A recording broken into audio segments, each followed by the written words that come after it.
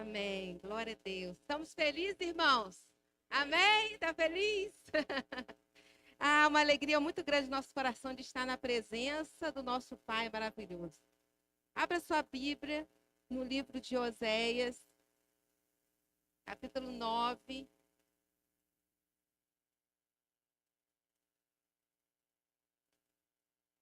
Amém? Livro de Oséias, capítulo 9.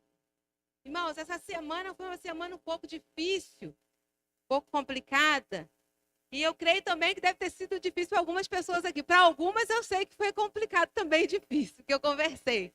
Então, assim, todos nós passamos por situações difíceis, por momentos de dificuldade. Isso é normal, todos nós vamos passar.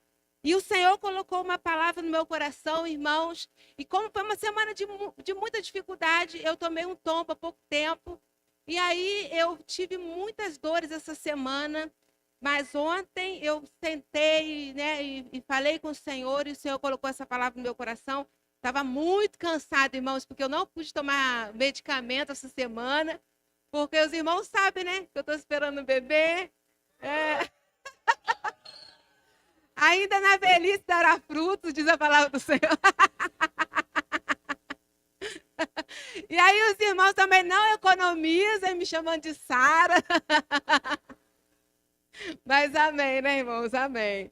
Mas aí o Senhor, eu fiquei muito assim, cansada de não ter dormido à noite com dores no braço, eu rompi o ligamento. Mas estamos aqui pela glória do Senhor, né? E certamente os irmãos também passaram por algumas situações, tiveram que vencer, estão aqui, né, para ouvir a palavra poderosa do Senhor para as nossas vidas. É uma palavra, irmão, o Senhor colocou no meu coração de exortação para as nossas vidas. É uma palavra de comprometimento para nós nesse tempo que nós estamos vivendo. Amém? Você veio aqui para ouvir a palavra do Senhor. Amém? Livro de Oséias, capítulo 9, versículo 10. Achei a Israel como uvas no deserto. Vi a vossos pais como fruta temporã da figueira no seu princípio. Feche seus olhos. Coloque a mão no seu coração. Senhor, nós estamos aqui neste lugar. A tua presença é viva, é maravilhosa aqui em nosso meio, Senhor. Nós podemos sentir a tua presença. Ó Deus, e queremos ouvir a tua voz. Não queremos entrar, ó Deus, por essas portas e sair daqui, Senhor Deus, sem sermos impactados pela tua palavra. Senhor, continua falando conosco, Senhor. Move o nosso interior, muda o nosso caráter. Nós precisamos ser transformados, Senhor, para o louvor da tua glória, Senhor, para a manifestação da tua glória neste tempo, a qual o Senhor tem nos colocado neste lugar e nesta cidade, Senhor. Não queremos ser, ó Deus, um caminho de deserto, mas nós queremos ser, Senhor Deus, um caminho de bênção, Senhor, para prosperidade, Senhor, em nome de Jesus. Assim eu oro, Senhor, fala com a tua igreja, Senhor, fala conosco, assim como o Senhor falou comigo, Senhor, fala conosco nessa noite, em nome de Jesus. Nós estamos vivendo, pode sentar, os últimos dias da igreja nessa terra, irmãos. Os últimos dias da igreja nessa terra. Há pouco tempo, eu ouvi uma pessoa pregando sobre a volta de Jesus. É certo que nós ouvimos sempre alguém falando em meias pregações sobre a volta de Jesus, mas especificamente há pouco tempo, há poucos meses, se eu não me engano, uns 3, 4 meses, eu fui a uma cidade, a um culto, e eu ouvi uma pessoa falando e pregando sobre a volta de Jesus. E essa pessoa morreu, não está mais entre nós.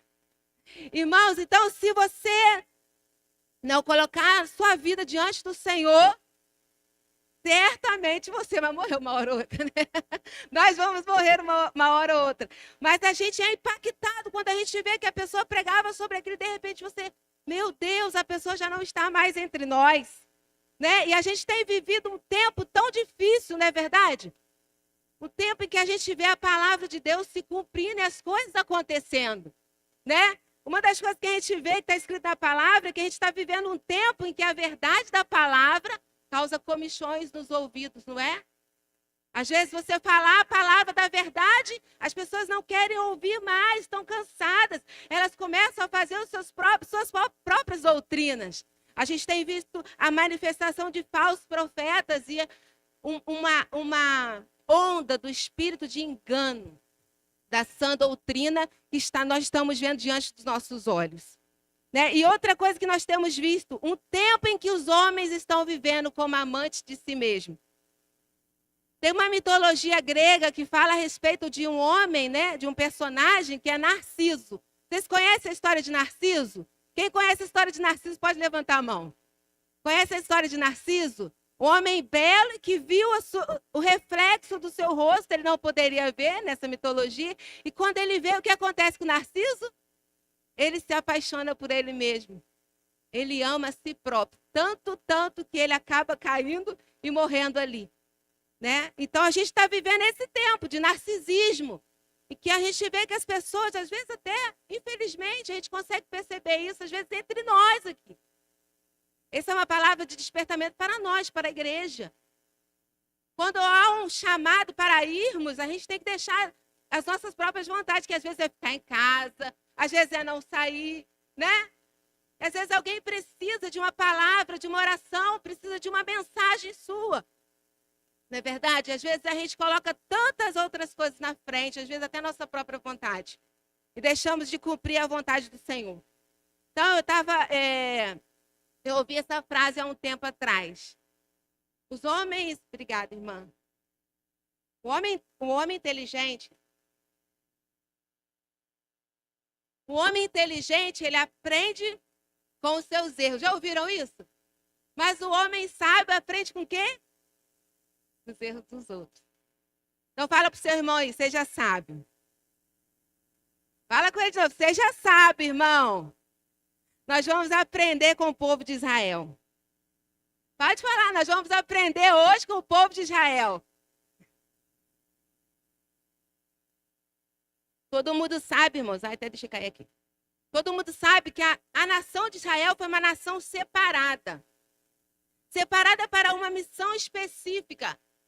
Quando Deus deseja se manifestar para todo mundo, ele escolhe uma nação, a nação de Israel, para se manifestar através dessa nação, para ser a representatividade dele neste mundo. Então, através dessa nação seria um sacerdócio real do céu, na terra, para as demais nações. Foi para isso que Deus levantou Israel. Seria uma nação separada e Deus fez tantos milagres, tantas ações ali no meio do povo, manifestou o seu poder de forma poderosa. As nações viam ao lado Israel e ficavam perplexas como Israel vencia as guerras. E não tinha inimigo que pudesse conter, né, o avanço de Israel. E eles venciam milagrosamente.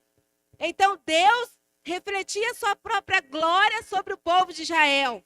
Deus escolhe a nação de Israel para ser a própria representatividade dele para o mundo. E aí, de repente, a gente começa a ver uma nação que Deus queria separada, falhando ao longo da história. E o que nós vimos através da palavra de Deus quando nós lemos? E podemos ver a história de Israel, que em muitos momentos, querido, em muitos momentos, eles erravam, falhavam, desobedeciam a Deus, em alguns momentos voltavam para outros deuses. Deus permitia que a assolação viesse, e aí o que acontecia? Eles se arrependiam e voltavam. Deus levantava profetas, eles se arrependiam e voltavam. Deus amou Israel. O texto de Isaías 41, 14 diz assim: chama Israel de filhinhos, bichinhos de Jacó. Vocês já leram sobre isso? O amor de Deus e o cuidado que Deus tinha com Israel era muito grande. Assim, certamente, como ele tem com a igreja, a gente sente o cuidado da manifestação de Deus nas nossas vidas, não é verdade? E aí, quando a gente vê ali Israel vivendo aquela vida, né, de desobediência a Deus, né, e Deus querendo fazer deles uma missão tão poderosa, e eles não estavam entendendo, não conseguiam compreender, tinham os olhos cerrados, tapados para aquilo que Deus queria fazer através deles. E a maior manifestação física da representação divina na terra através desse povo era o quê? Era o templo. Era a manifestação de Deus através do povo ali no templo. E através também do serviço dos sacerdotes também no templo. A nação de Israel tinha esse privilégio que nenhuma nação tinha. Mas os olhos de Israel estavam cegos pelo quê? Pelo legalismo religioso, pelo enrijecimento, pela falta de ter até mesmo intimidade com Deus. Eles começaram a se achar o povo escolhido, separado, e surgiu neles um sentimento de egoísmo, de autossuficiência. Por que não nós não dissermos o quê? Um sentimento de narcisismo, né? Começaram a amar a si mesmo por causa do seu chamado, da sua posição. E aí, Israel entra por um caminho em que eles começam a fazer o quê? Matar os seus próprios profetas. Porque começava a dar o quê? Comichões nos ouvidos. Como está acontecendo nesse tempo, não é? E aí a gente vê o quê? Que a história desenrola, Israel começa a trabalhar, eles trabalham em cima de uma promessa, o templo e todos os cerimoniais apontavam para Cristo, e eles trabalham em cima de uma promessa, mas eles estão longe de entender que promessa é essa. E aí, de repente, na história de Israel, nasce um menino chamado Jesus. E lá no livro de João, capítulo 1, diz assim, ele veio para os seus, e os seus não o receberam. Mas Jesus vem, e antes da morte de Jesus, antes de que eles mesmos crucifiquem o seu próprio rei, antes que isso aconteça, Jesus nos dá alguns textos que nós vamos ler aqui ainda nessa noite. Amém? Mas preste bastante atenção. O desejo de Deus sempre foi restaurar Israel. O desejo de Deus sempre foi restaurar o homem. Não importa em que situação que o homem esteja, o desejo de Deus é ter o homem de volta. Não há prazer em Deus em ter o homem qual ele criou para a eternidade e ir para o inferno e passar uma eternidade longe dele. Em Mateus 23, 37, quem pode, abre aí, vamos ler alguns textos. Mateus 23, 37, que essa palavra fale ao nosso coração, modifique o nosso entendimento nessa noite, em nome de Jesus.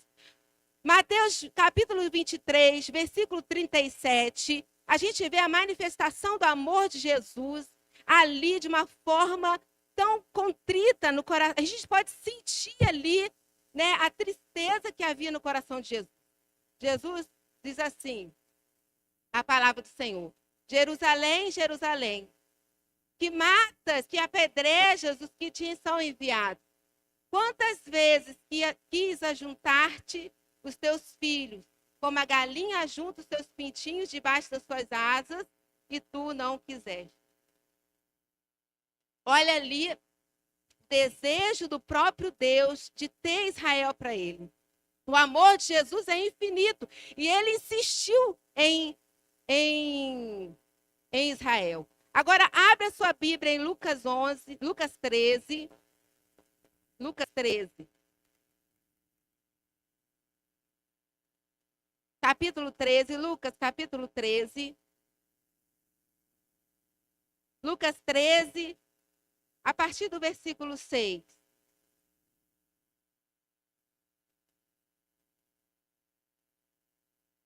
Lucas, capítulo 13, a partir do versículo 6. Deus ama Israel, Deus ama a igreja, Deus ama as nações. Amém, irmãos? Deus nos ama como Cristo, porque Cristo se entregou na cruz por nossas vidas. A manifestação do amor dele foi essa entrega ali na cruz. Lucas, capítulo 13, versículo 6, diz assim, a parábola da figueira estéril. E dizia esta palavra, um certo homem tinha uma figueira plantada na sua vinha, e foi procurar nela fruto, não achando. E disse ao vinhateiro, eis que há 3 anos, repita comigo, 3 anos, venho procurar fruto nesta figueira, e não o acho. Corta. Irmãos, para até aqui. A figueira para Israel era um símbolo, a figueira e a videira, era um símbolo muito importante na cultura de Israel. Era um símbolo de prosperidade. Era um símbolo de prosperidade. E Deus faz a comparação de Israel com a figueira e a videira. Deus compara Israel com a figueira e com a videira. Nós lemos isso no texto de Oséias. Ele mesmo falando. ele manifestando o amor dele e comparando isso com a figueira e a videira. Vamos continuar, então. Onde nós paramos? Perdão. Corta. Porque ela ocupa ainda a terra inutilmente. E respondendo ele, disse-lhe: Senhor, deixa este ano, até que eu escave e a esterque. E se der fruto, ficará.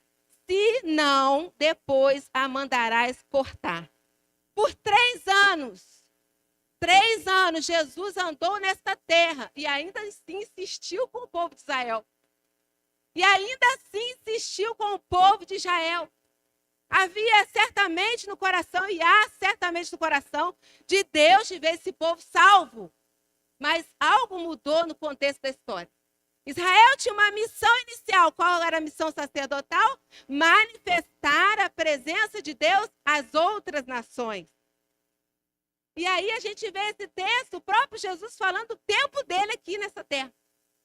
Por 3 anos. E aí ela seria cortada, mas o texto fala, deixe que eu insista mais um pouco. Quantas vezes nós nos sentimos Deus insistindo conosco mais um pouco? A gente é desobediente em certas áreas, a gente ouve Deus falando, e aí, quando nós estamos a ponto de sentir o peso da mão de Deus, Deus insiste com nós mais um pouco, insiste com a gente mais um pouco. E aí você vê o preparo, o cuidado de Deus de preparar a terra. Algumas pessoas dizem que esse tempo, esse ano aqui, que a gente está falando aqui, ó, no versículo 8 e 9, este ano é o ano depois da morte de Jesus. Esse ano se dá após a morte de Jesus. Eles veem Jesus, eles trabalham em cima da missão que é estar ali servindo no templo, esperando a profecia se cumprir. Jesus vem, eles veem Jesus, mas eles não reconhecem. Os olhos deles estão tão cegos, os ouvidos estão tão tapados que eles não reconhecem. E aí eles mandam crucificar Jesus. E aí Jesus é crucificado da cruz. E depois disso, passa-se 40 anos. 40 anos depois. E aquilo que Jesus disse quando ainda estava andando por Jerusalém, e os seus discípulos olham o templo e falam, eles ficam maravilhados com o templo, eles falam, olha, Jesus, que coisa mais linda esse negócio aqui, devia ser lindo mesmo. Quando a gente vê a projeção do templo, a gente fica maravilhado, não é? E eles ficaram maravilhados com a projeção daquele templo ali, eles falam, Jesus, olha isso. Aí Jesus fala o quê? Não ficará pedra sobre pedra. Depois da morte de Jesus, no ano 70, o general Tito, ele entra em Israel, e o que ele faz? Ele destrói a nação de Israel. E ele tira dali, do templo, pedra sobre pedra. Por quê? Porque o ouro de Israel estava entre as pedras. E para tirar e saquear o ouro de Israel, ele vai tirando o quê, irmãos? Pedra sobre pedra. E ali a nação de Israel quase totalmente devastada. E fica expatriada. Ela é expulsa e para não, aqueles que ainda sobraram têm que fugir pelo mundo. E as nações inimigas tomam o território que era do povo de Deus. Que tristeza. Que vergonha. Uma nação separada para algo tão glorioso. Deixar uma devastação dessa acontecer. Por causa de um sentimento humano de orgulho, de exaltação pessoal. Por causa do quê? Do enrijecimento do coração, da falta de obediência, de santidade, de independência de Deus, de querer andar a sua própria maneira, a sua própria forma. E aí aquilo que aconteceu com eles, esparramados pelo mundo, passou-se a história. E eles ficaram sem ter terra. É terrível para uma nação não ter terra. É vergonhoso para uma nação não ter terra. Nós vamos sair desse culto aqui. Você vai para onde? Fala, irmão. Vocês vão para casa. Todos nós temos uma casa. Com os nossos móveis do jeito que a gente comprou, né? Do jeito que a gente gosta. Com a parede pintada do jeito que a gente gosta. Mas aí a nação de Israel agora se encontra uma nação sem casa. E a gente vai vendo que algumas nações que eles fugiram, recusaram. Teve nações que recusou Israel, o povo judeu. E eles nunca foram queridos em lugar nenhum. E ainda não são. Nós temos vivido um tempo de antissemitismo muito grande, em que as pessoas continuam não amando Israel, não gostando de Israel. E a Bíblia diz o quê? Orai para que haja paz em Israel.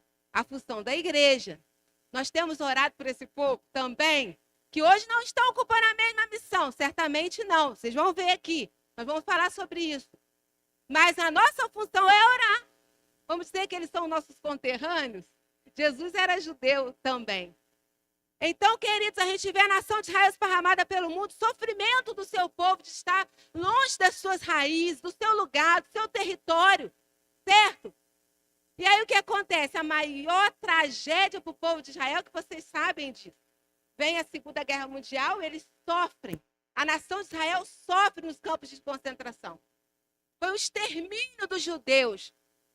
E aí a gente vê ali, né, depois de 1948, as nações descobrem, né, quando eles entram lá e descobrem, quem assiste documentário vê, quando eles descobrem o que aconteceu, porque até então estava oculto para muitas nações, mas quando eles são libertos do campo de concentração, os que ainda sobreviveram àquele holocausto, a gente vê as filmagens, os vídeos, as fotos, e aí as nações se unem e falam assim, nós temos que fazer alguma coisa para não ficar tão feio. E aí, em 1948, eles fazem uma reunião e um brasileiro, numa votação, né? O voto de Minerva é de um brasileiro, e aí a nação de Israel tem o direito a retornar para sua terra. A nação de Israel volta para Jerusalém, mas a Jerusalém não é só do povo de Israel. Porque aquelas nações inimigas que tomaram a terra que era do povo de Deus, hoje estão lá. Hoje estão lá. Com outros nomes, mas estão lá. Vai fazer uma pesquisa para você ver de onde descendem os palestinos. É estranho falarmos isso, irmãos. Mas nós fizemos a marcha para Jesus e uma pessoa daqui da igreja chamou um taxista. E o taxista viu a bandeira de Israel, porque a gente colocou a bandeira de Israel lá, entre as outras bandeiras do estado do Rio de Janeiro, de Paraíba do Sul. E aí ele ficou enraivecido por causa de ver a bandeira de Israel. Então, assim, parece uma coisa que está fora do nosso alcance, porque a gente não vê muito. A gente não se dá conta do que está acontecendo. Amém? Os irmãos estão entendendo? Estão acompanhando até aqui? Amém? E aí eles sentem esse tempo de destruição é um gosto amargo, por causa até mesmo da declaração deles. Olha que coisa triste. Abre em Mateus, está aí pertinho. Abre em Mateus capítulo 27. Olha a dureza do coração desses homens. Olha que tristeza que eles geraram por causa de um posicionamento deles. E a importância de nós aprendermos com o povo de Israel, porque senão diz respeito, a nossa fidelidade com Deus não diz só respeito à nossa vida, mas àqueles que virão depois de nós, a nossa descendência. Capítulo 27, Mateus capítulo 27. Deixa eu abrir aqui também.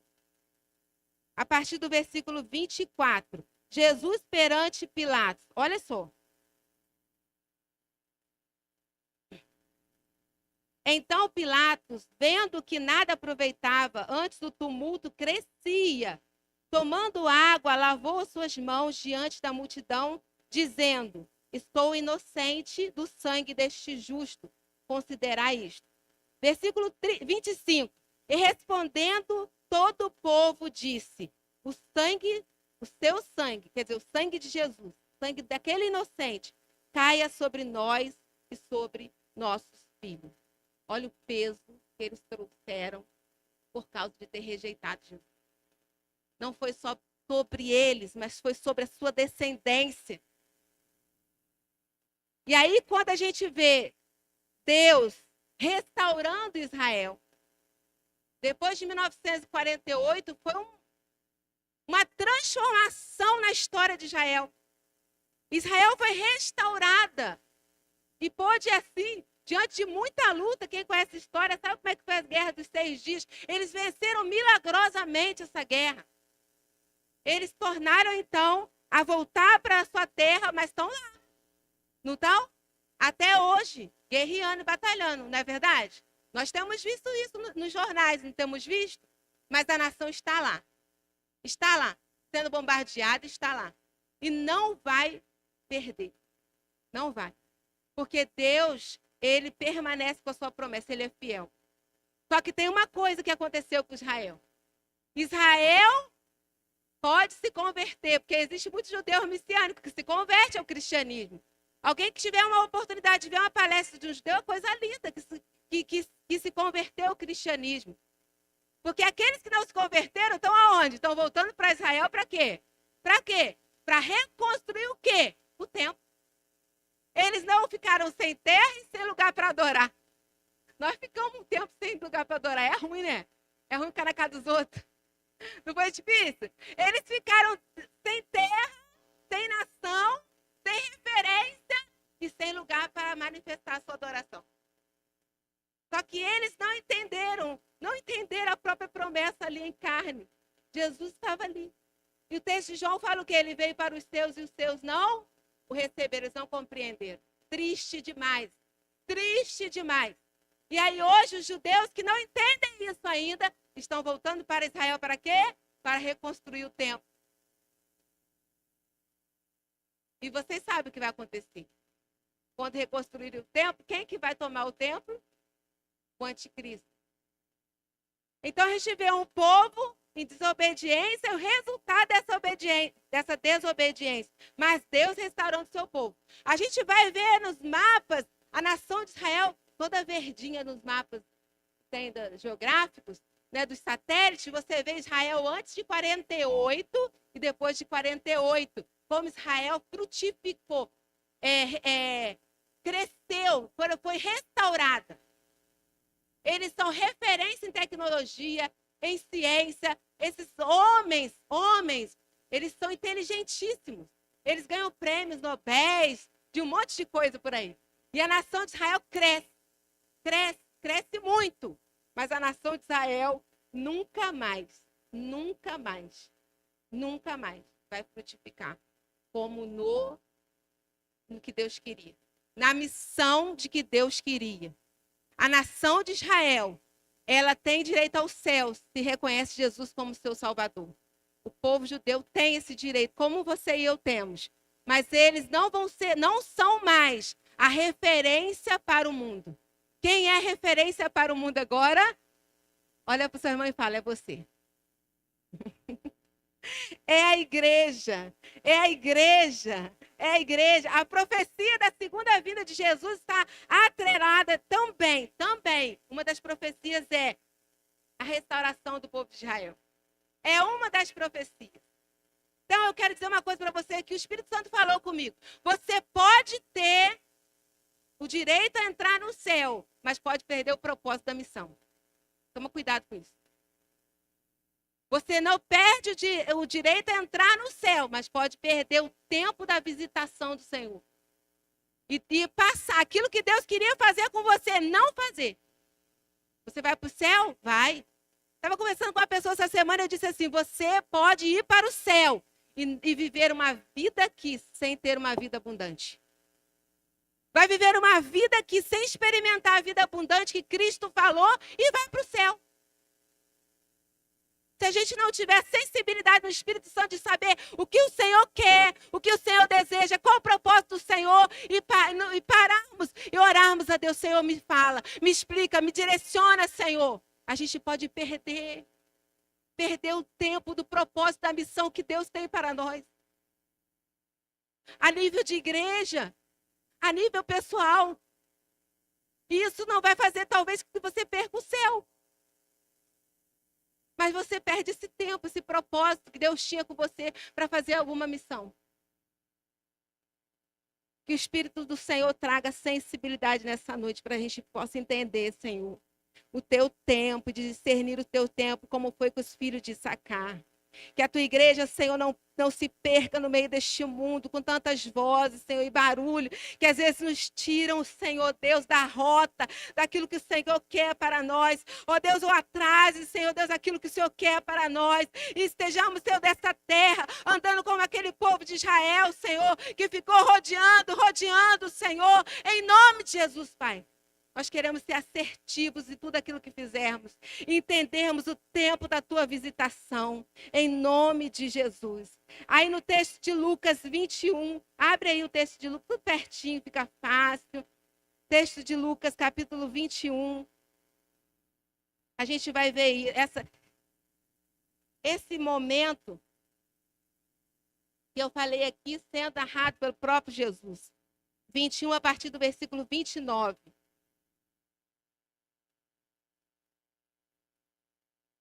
Jesus disse assim: olhai, isso é a profecia atrelada a esse tempo da sua segunda vinda. E disse Jesus: olhai para a figueira. Quem é a figueira? Israel. Olhai para a figueira e para todas as árvores. Quando já começaram a brotar, vós sabeis por vós mesmos, vendo-as, que perto está o verão. Quer dizer, olha Jesus falando, os discípulos perguntando, né? Quando será a vinda? E Jesus responde: olhai para a figueira. Quando já a sua árvore tiver... O quê, gente? O quê? Quando já começar a brotar os seus ramos, perto está o verão. Assim também vós, quando vis acontecer essas coisas, sabei que o reino de Deus está perto. Aleluia. Aleluia. Aleluia! Em 1948, a nação de Israel floresceu. Essa palavra se cumpriu, mas nunca mais vai frutificar como a missão original. Nunca mais vai frutificar como a missão original. Deus não revoga os seus dons. Nós podemos estar na presença dele, andando dentro da alinhado, no seu tempo, no seu propósito, um tempo cronos de Deus. Ele não revoga os seus dons, ainda que a gente, por um descuido, por falta de sensibilidade, discernimento, saiamos desse alinhamento. Não digo pecado, eu digo desalinhamento. Desalinhamento. E aí a gente não consegue compreender e sai desse propósito de Deus como missão. Foi isso que aconteceu com Israel. Israel deixou de ser a videira, mas não deixou de ser a figueira.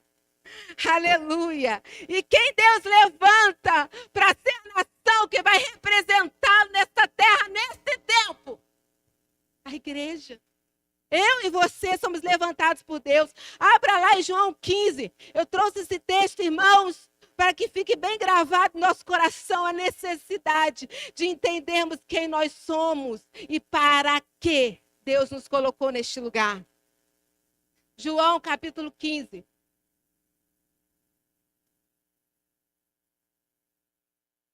Próprio Jesus dizendo, preste atenção nesse texto: eu sou a videira verdadeira.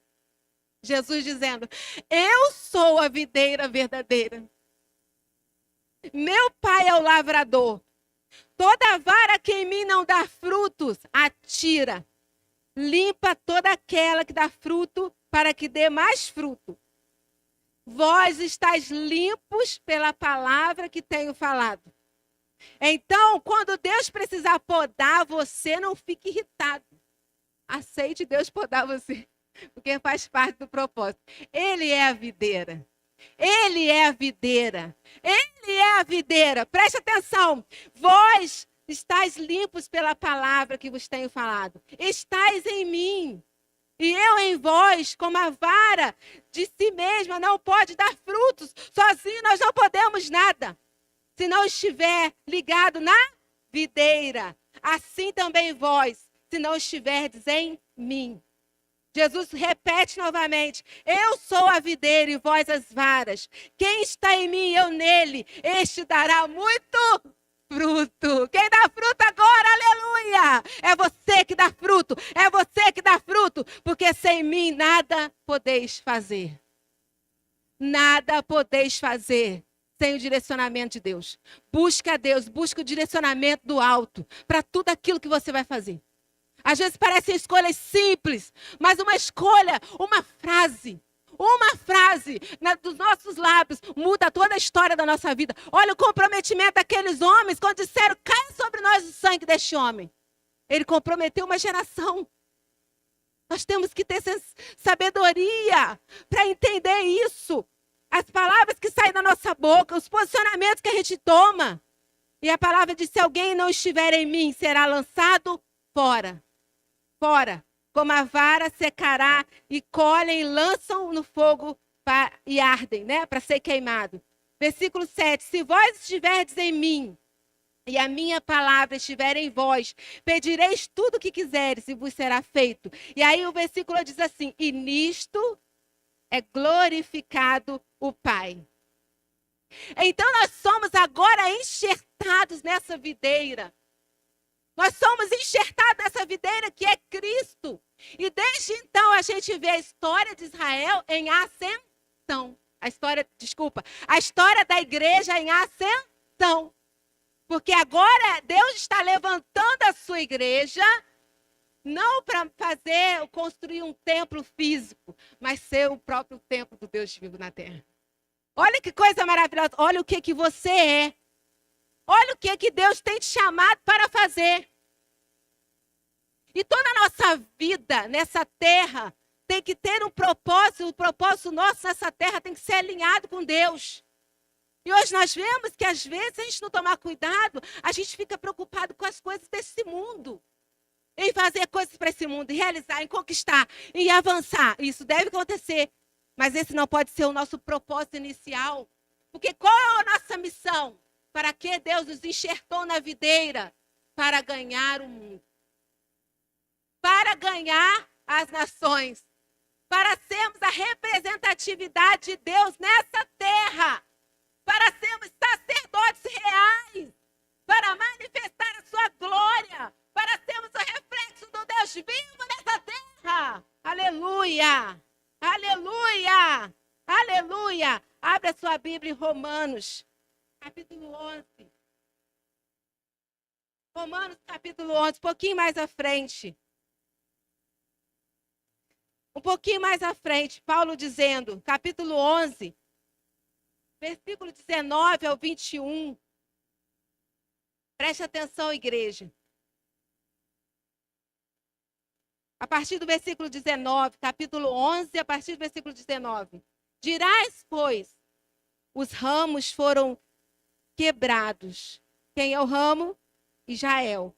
Para que eu fosse enxertado. Está bem. Pela sua incredulidade foram quebrados. E tu estás em pé pela fé.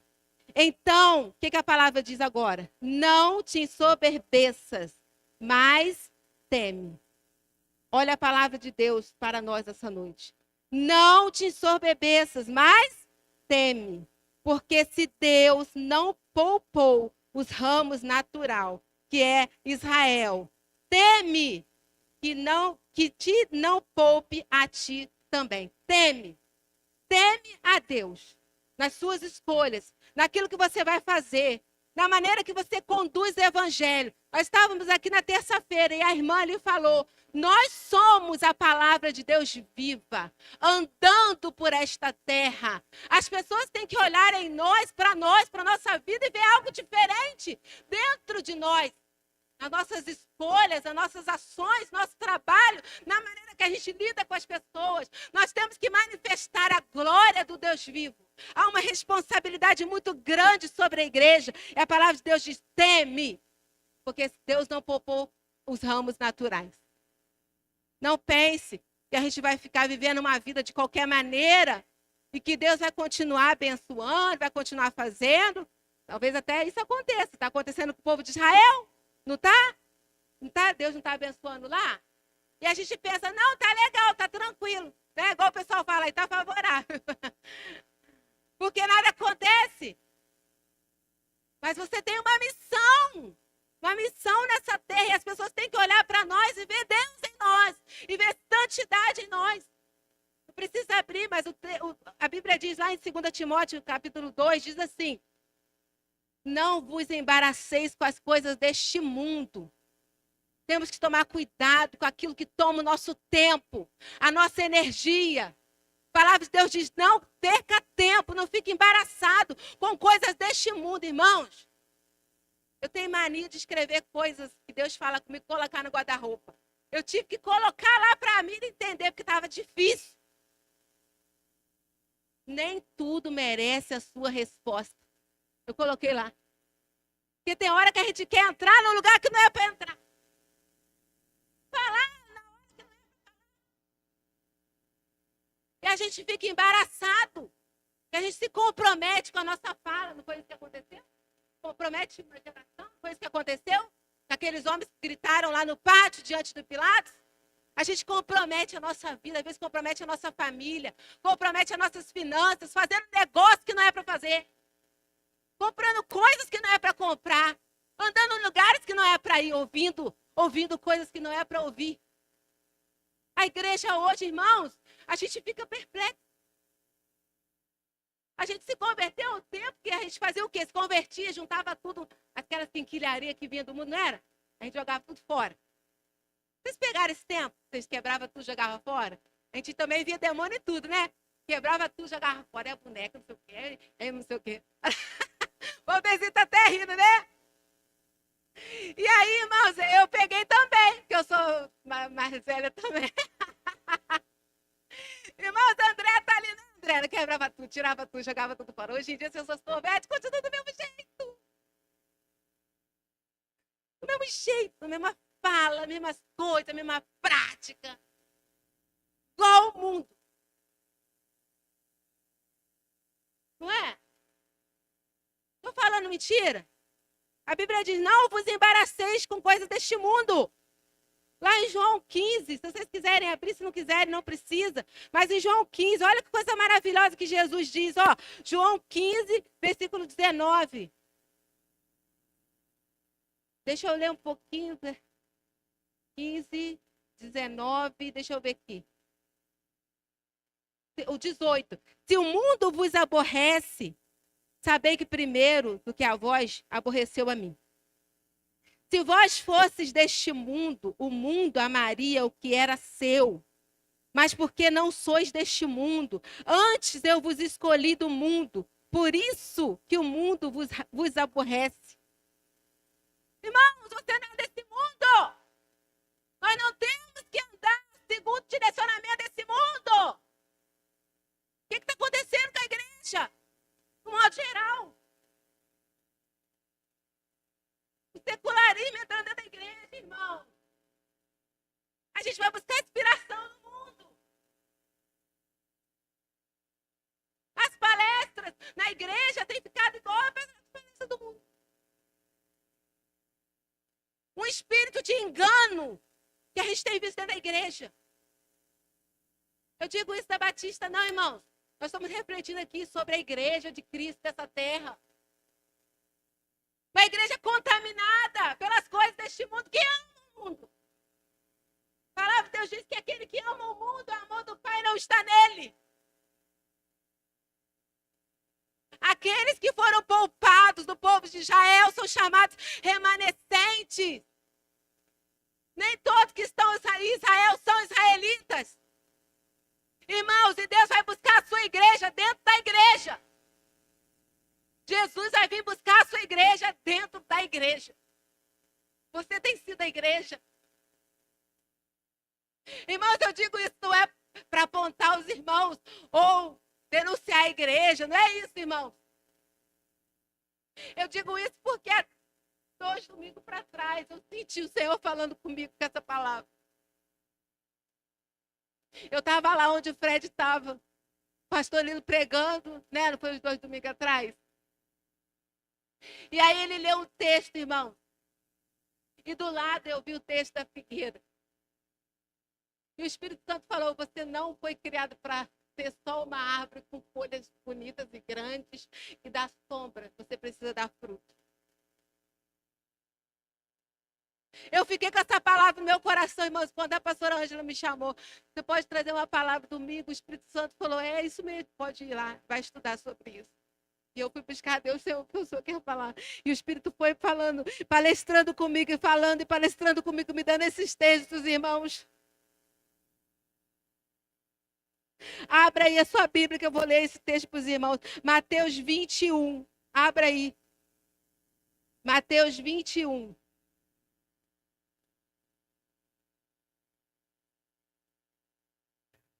Mateus capítulo 21.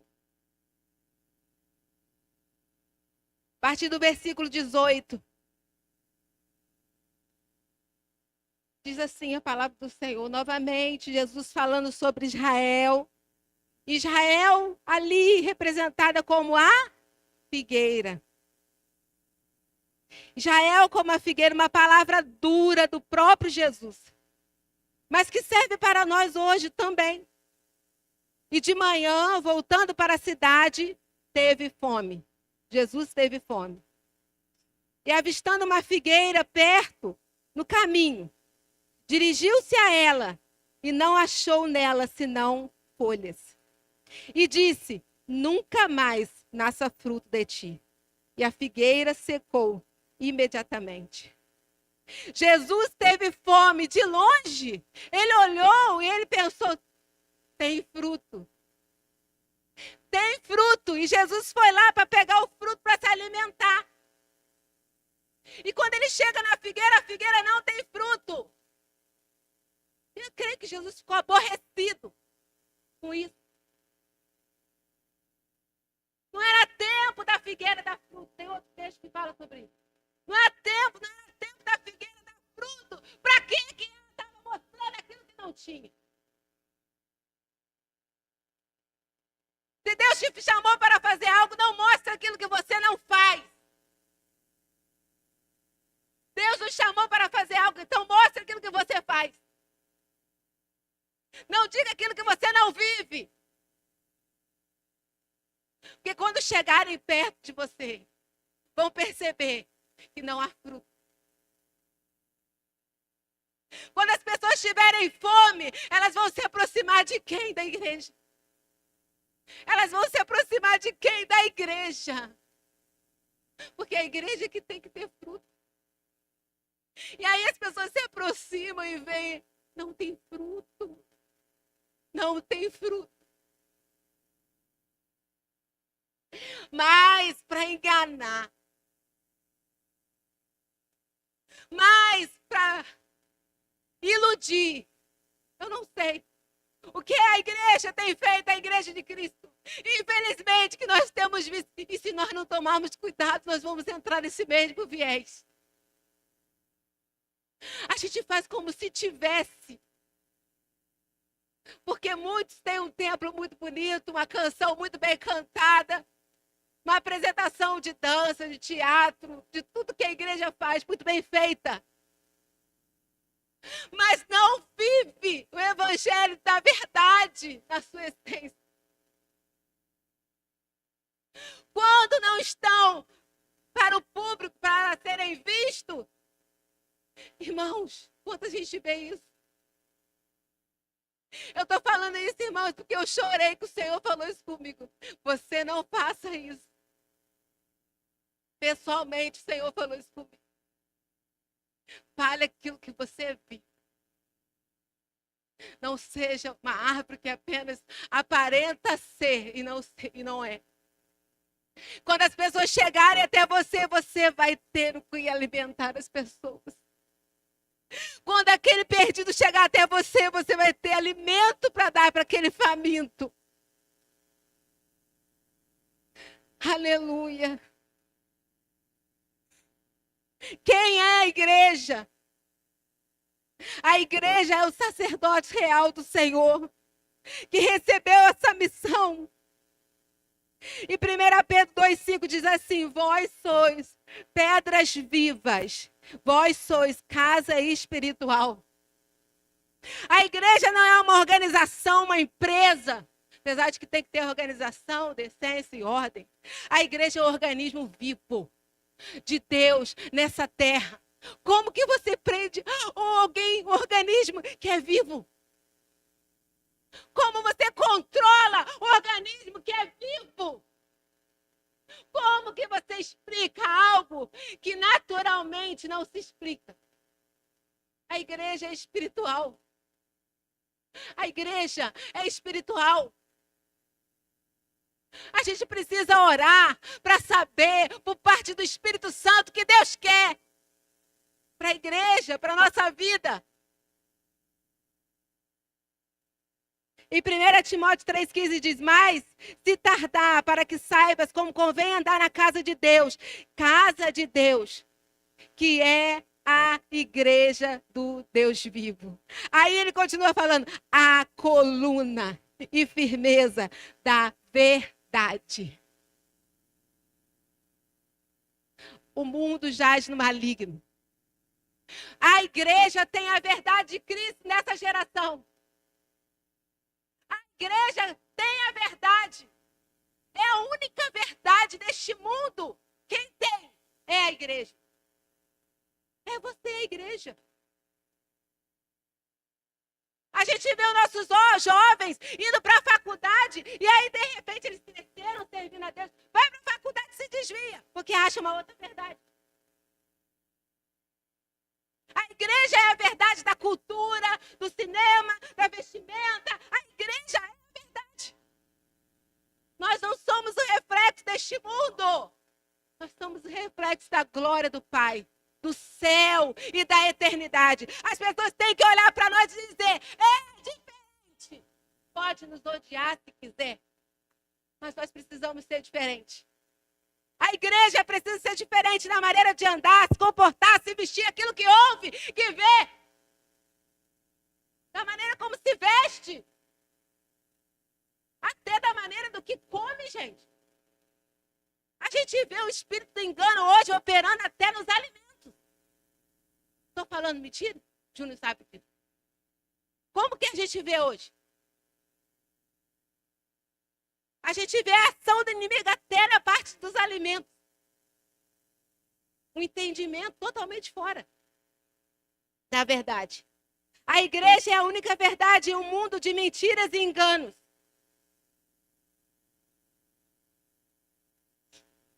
Em Efésios 2:22 diz, vós juntamente sois edificadores para a morada do Espírito Santo. Nós somos edificadores. E a Bíblia diz, esse mesmo texto diz assim, juntamente. Juntamente, nós somos edificadores. Para a morada do Espírito Santo. Nós vamos fazer com que outros entendam, conheçam a palavra da verdade e sejam modificados, restaurados, libertos. Porque há liberdade no meio da congregação. Em 1 Coríntios 3,17 diz, se alguém destrói o templo de Deus, Deus o destruirá, porque o templo de Deus é santo. Você é santo e você é o templo do Deus Altíssimo. Em 1 Coríntios 12, versículo 27 diz, ora, vós sois o corpo de Cristo, membros em particular. Aleluia. Aleluia. Eu vou pedir o Ministério de Louvor para subir. Eu vou pedir ao Júnior que coloque no telão o texto de 1 Pedro, capítulo 2, versículo 9. E nós vamos ler juntos aquilo pelo qual Deus nos chamou para ser. Perdão, irmãos. Se eu ofendi alguém com essa palavra, não foi a intenção. Porque Deus falou isso comigo. E eu quero dar frutos e frutos que permaneçam. Eu quero dar frutos em mim, irmãos. Em mim primeiro, na minha casa e naquilo que eu fizer. Eu não quero declarar aquilo que eu não faço, falar aquilo que eu não vivo, fingir ser espiritual e não ser. Eu quero ser a verdade de Deus nessa terra. Amém? Amém? 1 Pedro, capítulo 2, versículo 9. Que o Espírito Santo possa falar ao coração da igreja. Estar falando ao coração da igreja em todo o tempo sobre a responsabilidade daquilo que é colocado sobre as nossas mãos. Há pouco tempo, o pastor sempre falava, umas frases aqui para iniciar o culto e eu sempre me lembro disso. Você é tudo aquilo que a Bíblia diz que você é. Nós somos tudo aquilo que a Bíblia diz que nós somos. Não deixe o inimigo. Aleluia. Fique de pé, irmãos. Pode ficar de pé. Aleluias. Vamos ler juntos essa versão aqui no telão? Vamos lá? Olha o que a Bíblia diz que nós somos. Vamos juntos? 1, 2, 3. Mas vós sois a geração eleita, o sacerdócio real, a nação santa, o povo adquirido. Para quê? Para que anuncieis.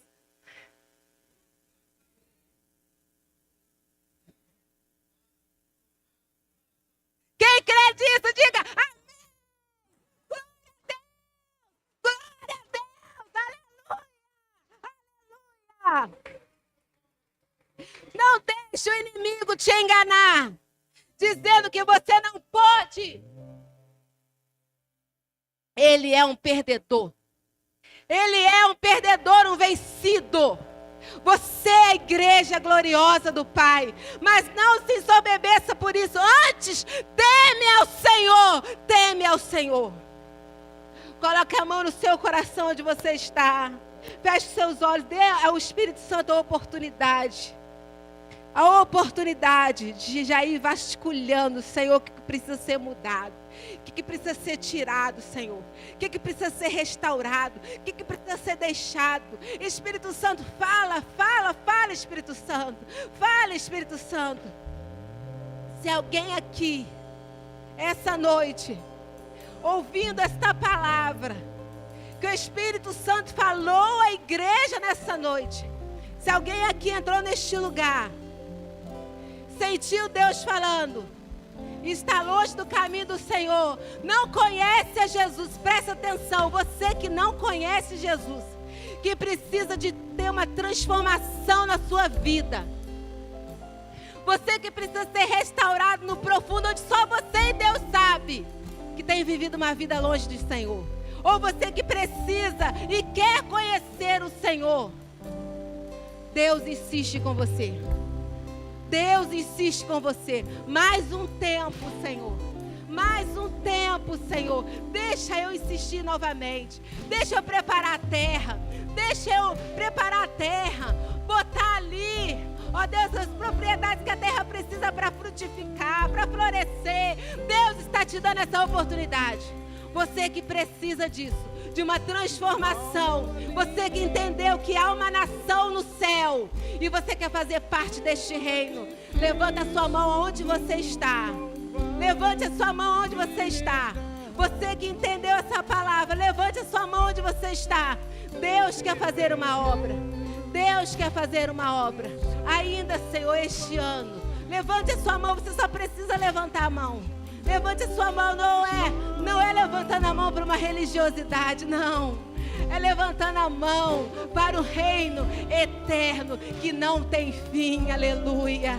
Aleluia. Você só precisa dizer, eu estou aqui, Senhor. Eu estou aqui, Senhor. Eu estou aqui, Senhor. A igreja do Senhor precisa de tantas coisas. Oh, a igreja do Senhor precisa de tantas coisas, mas há nela a única verdade que salva e liberta e conduz à eternidade. A verdade é Cristo Jesus. E Apocalipse capítulo 21, versículo 9 diz: Vem, mostrar-te-ei a esposa do Cordeiro. Eu quero dizer, coisa mais linda é ser a esposa do Cordeiro. Não abra mão disso na sua vida por nada. Não negocie a sua fé. Não negocie o tempo de Deus na sua vida. Não negocie o tempo de Deus na sua vida com coisas deste mundo. Dê a prioridade ao Pai. Deixa Ele trabalhar. Aleluia. Glória a Deus. Obrigado, Senhor, por essa oportunidade da Tua palavra, Senhor. Em nome de Jesus. Amém, Jesus.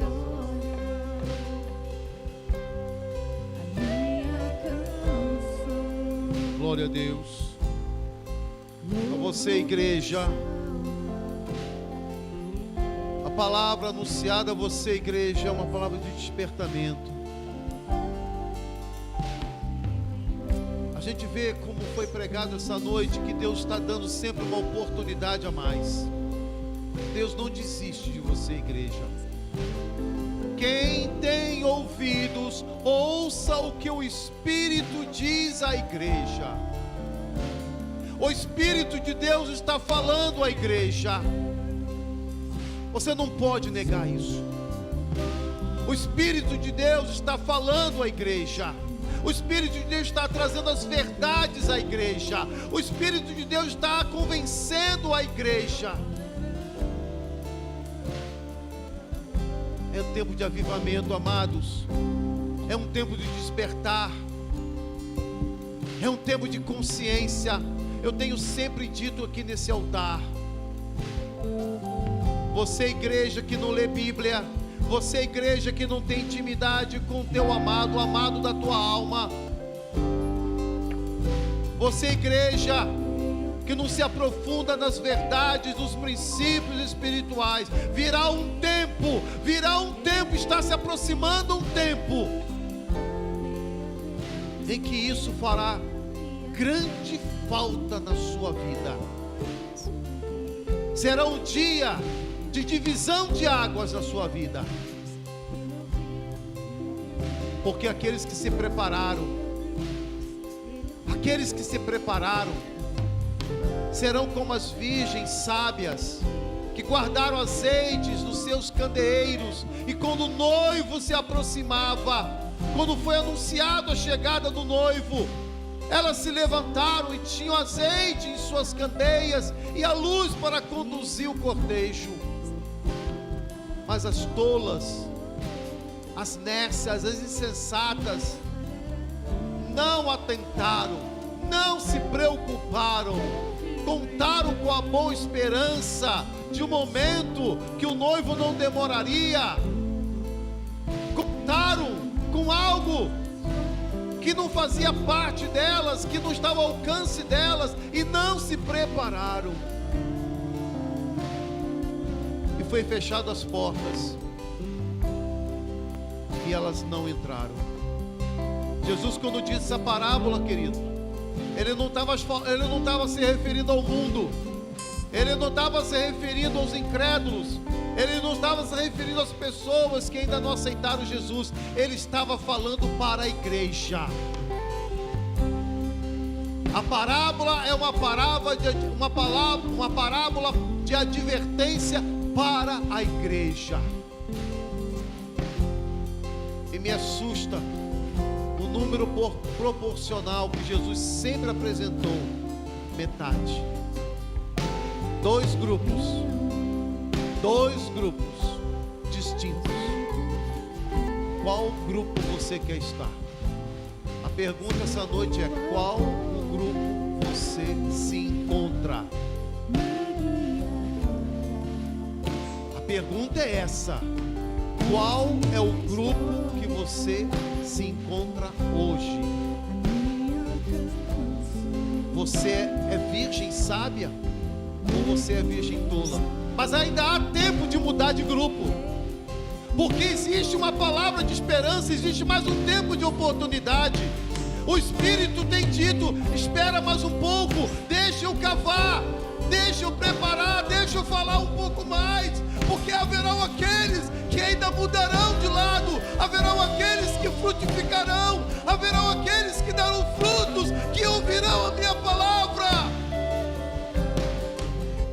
Desperta, igreja, desperta, igreja, desperta, igreja. O Espírito de Deus chora, o Espírito de Deus clama à igreja: desperta, igreja, desperta, igreja, desperta. Não seja legalista, não seja religioso. Olhe para a sua vida, meu amado, olhe para a sua vida, minha amada. Se hoje fosse o dia da tua chamada para se encontrar com o teu Deus, o que você tem nas mãos para apresentar diante de Deus? Você pode ter bens, você pode ter dinheiro, você pode ter fama, você pode ter a realização profissional. Você pode ter muitas conquistas deste mundo, mas nada disso interessa a Deus. Nada disso é importante para Deus. A fome de Deus são vidas. A fome de Deus são almas. A fome de Deus, o alimento de Deus, são aqueles que nós ganhamos para o reino. São aqueles os quais nós anunciamos a verdade espiritual. O que você tem nas mãos hoje? Eu quero que você vá para casa com essa pergunta de Deus. Faça da minha voz hoje a voz de Deus para você, como se Deus estivesse aqui neste lugar agora, presente, a vivo e a cores. O Senhor Jesus perguntando para você: hoje eu te chamo, e o que você tem preparado para mim? O que você tem em tuas mãos para me entregar? O Espírito Santo está te dando mais uma oportunidade. Ainda que você não venha aqui na frente, meu amado, ainda que você não venha aqui, mas que você saia daqui avivado, que você saia daqui com despertamento, que você saia daqui incomodado com essa palavra, com essa pergunta, e que a partir de hoje mesmo, a começar de amanhã, você comece algo novo na sua vida, você comece a mudança, você comece a fazer aquilo que o Espírito tem dito para você. Eu sei que é difícil mudar a rotina do dia, mas é necessário, é importante, é fundamental que o Espírito Santo te ajude, te auxilie. Senhor nosso Deus e nosso amado Pai Celestial, eu quero te agradecer, Senhor. Eu quero te agradecer, Pai, porque o Senhor tem me ajudado, levantando profetas neste lugar, Senhor, para me auxiliar, ó Deus. Ó Deus, o árduo trabalho, Senhor, de conduzir o teu rebanho a ti, Senhor. Ó Deus, como é difícil, Senhor. Pai, como é difícil, Senhor, conduzir o teu rebanho, Senhor. Levar o teu rebanho a multiplicar, levar o teu rebanho a frutificar, Senhor. Senhor, mas eu te agradeço porque o Senhor tem levantado, Senhor, profetas nesse altar, Senhor. Eu quero te agradecer, Senhor, porque o Senhor tem levantado homens e mulheres que têm profetizado sobre essa igreja. Homens compromissados com a verdade. Mulheres, Senhor Deus, que têm se deixado ser usadas por Ti, Senhor. Profetas e profetisas que o Senhor tem se levantado. Oh Deus, muito obrigado, Senhor. Nós queremos entregar, Senhor Deus, esse culto a Ti, Senhor. Nós queremos abrir o nosso coração, Senhor, de ser grato, Senhor Deus, pela grande e maravilhosa oportunidade de receber de Ti, do alto dos céus, da Tua palavra. Palavra que desperta, palavra que aviva, palavra que traz ânimo, traz esperança, aquece o nosso coração e abre-nos uma oportunidade de mudança, Senhor, pelo Teu grande amor, pelo Teu grande amor, pelo Teu grande amor, Deus, com a Tua igreja. Saímos daqui esta noite, oh Deus, mas carregando nos nossos corações a Tua palavra, essa viva e maravilhosa semente. O que cada um de nós vai fazer com essa semente é por nossa conta, mas ela foi entregue a cada um essa noite, e nós te agradecemos, ó Deus, por essa porção. Leva-nos de volta aos nossos lares, abençoa as nossas vidas, ó Deus, nos avivando, nos despertando, nos preparando para os últimos dias que estão se aproximando, para os últimos dias e os últimos acontecimentos até a volta do nosso amado. Eu estou preparado, Senhor, para a volta do meu amado. Eu estou preparado, Senhor Deus, pela volta do meu amado. Eu quero apresentar diante do meu amado os frutos que eu consegui, Senhor. Eu quero apresentar diante de Ti, Senhor Deus, os frutos que o Senhor me ajudou a conquistar. Oh Deus, muito obrigado, Senhor Deus, muito obrigado por tudo, Senhor. Dá-nos uma semana de vitória, uma semana de conquista, oh Deus. E que o Teu nome seja glorificado nas nossas vidas nessa semana, para a honra e glória do Teu santo nome. Que o Teu nome, a Tua glória, o Teu reino seja glorificado através das nossas vidas. Aleluia, glória a Deus. Glória a Deus, louvado seja o Senhor. Você pode levantar suas mãos e vamos dizer todos juntos: que a graça de nosso Senhor Jesus Cristo, o amor de Deus, nosso Pai Celestial, e a comunhão do Espírito Santo sejam conosco e com os nossos irmãos, hoje e para todos sempre. Amém, amém, amém. Que Deus abençoe.